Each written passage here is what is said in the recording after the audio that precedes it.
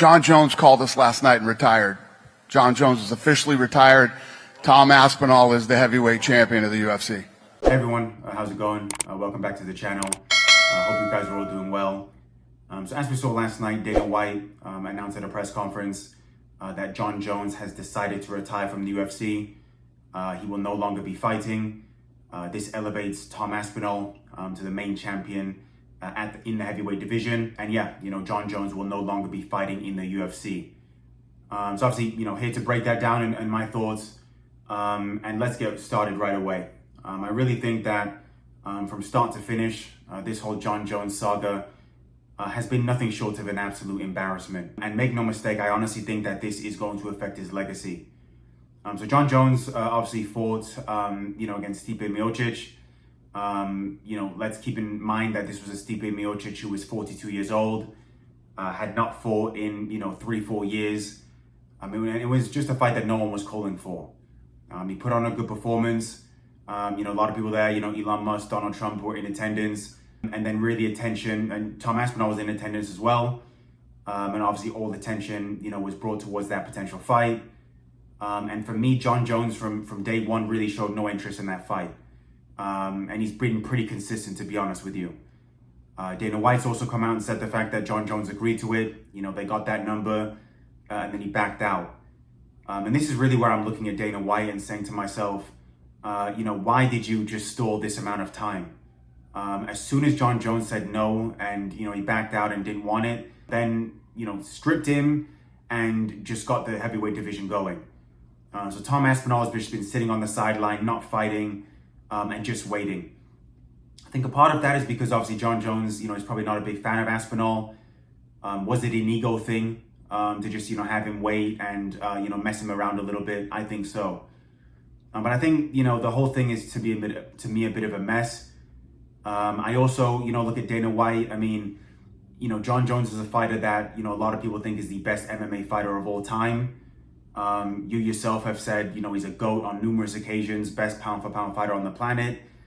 And you come out at a press conference in Azerbaijan and just say that, you got a phone call from him and he's retired. What kind of respect is that to an all-time great?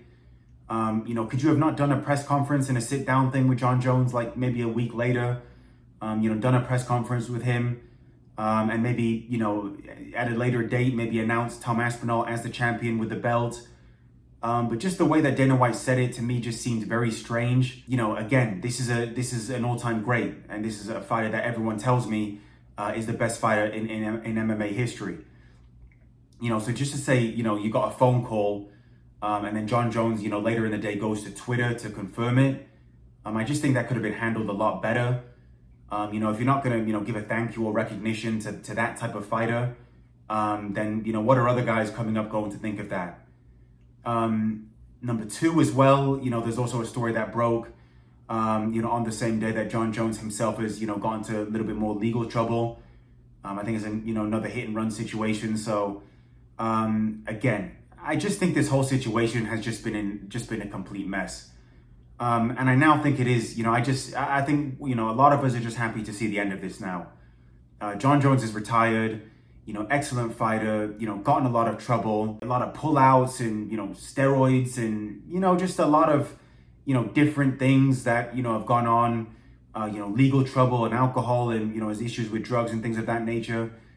And look, you want to support a guy through those things. I mean, you want to, you never know what someone's truly going through, but I just think it's just been a roller coaster ride, really. And I think just a lot of people, including myself, are just happy to, just see the back of this now. Again, I don't think this is a situation that should have taken this long. It's just been months of really messing around. And I think that this is going to hurt Jon Jones' legacy, in my personal opinion. I know some of you may disagree with that. But I think it's now quite blatant, the fact that he just, completely ducked the Tom Aspinall fight. I think, we've seen this with a lot of other fighters. If you look at other sports, Floyd Mayweather, Carl Froch, these guys, they were tempted with, big fights and purses and things like that, up and comers that they didn't really want to fight. I don't think Floyd Mayweather really wanted that Spence fight. Carl Froch, the next up and comer was James DeGale. Did he want that fight? Maybe not. But they didn't really mess anyone around. They came out and said, they're not going to go down that route. And, I think Jon Jones should have just done that. And, the fact that he didn't, it's kind of made it clear that, Tom Aspinall has pretty much retired you without fighting.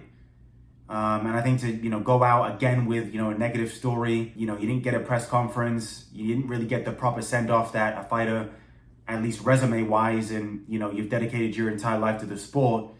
I don't think that you got the send-off that, maybe you deserve. So, let me know what you guys think. Those are my, initial thoughts. Obviously, I've had a, little bit of time to sleep on it, but I look back at the whole Jon Jones situation as a bit of a mess.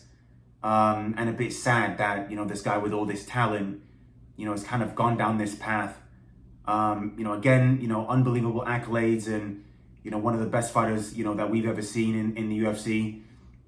I think that, goes a long way. I think he deserves massive credit for that. But I think some of the other things are, a little bit disappointing. So, very interested to hear what you guys have to say. As always, thanks for tuning in. Let me know your thoughts in the comments, and I'll see you guys on the next one.